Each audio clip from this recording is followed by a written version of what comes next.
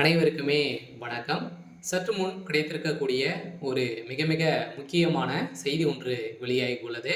சற்று முன் உதயநிதி கதை முடிந்தது. டெல்லி திகார் சிறையில் அடைப்பு. இது மாதிரி பார்த்தீங்கன்னா செய்திகள் வெளியாயிருக்கு. இப்போ பார்த்தீங்கன்னா அனைவருக்குமே தெரியும். இப்போ சட்டமன்ற தேர்தல் வரப்போகுது. கிட்டத்தட்ட இன்னும் 6 மாத காலங்கள் இருக்கு இல்லையா?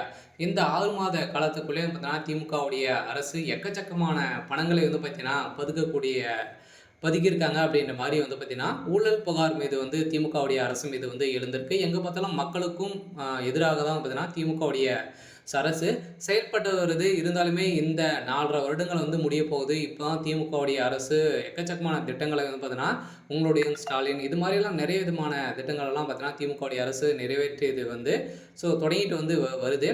இருந்தாலுமே இந்த புகாரின் மீது பார்த்தீங்கன்னா, அதிரடியாக இந்த பணங்கள் அனைத்தையுமே பார்த்தீங்கன்னா மிகப்பெரிய இந்த திமுகவுடைய அரசுல ஒரு மிகப்பெரிய ஊழல் நடந்திருக்கு அப்படின்றத திமுகவுடைய அரசு மீது புகார் எழுந்திருக்கு. இந்த புகாரின் அடிப்படையில இப்ப அதிரடியாக திமுக சேர்ந்த அமைச்சர்கள், அதே மாரி திமுகவுடைய தலைமையகத்துல தொடர்ந்து பார்த்தீங்கன்னா ரெய்டுகள் நடந்திருக்கு. அதே மாரி திமுகவை சேர்ந்த அமைச்சர்கள், திமுகவில் இருக்கக்கூடிய முக்கிய புள்ளிகள் அனைவருடைய சொத்து மதிப்புகள் அனைத்தையுமே பார்த்தீங்கன்னா, இப்போ நீதிமன்றத்தில சமன் செய்யணும் அப்படின்ற மாரி இப்ப அதிரடியாக உத்தரவு இட்டிருக்காங்க.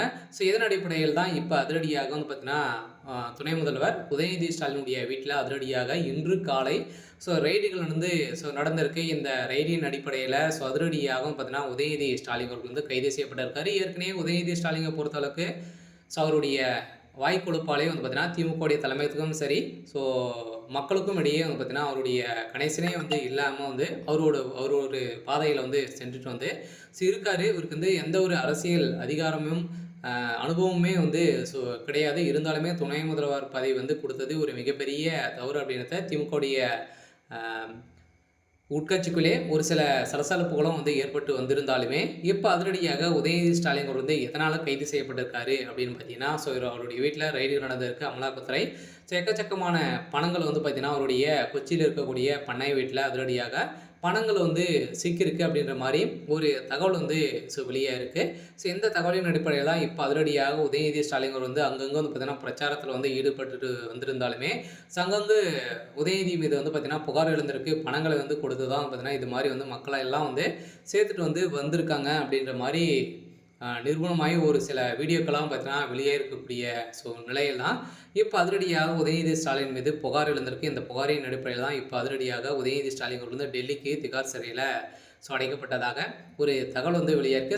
திமுகவுடைய தலைமையுடைய கதை ஒட்டுமொத்தமாக முடிய போகுது.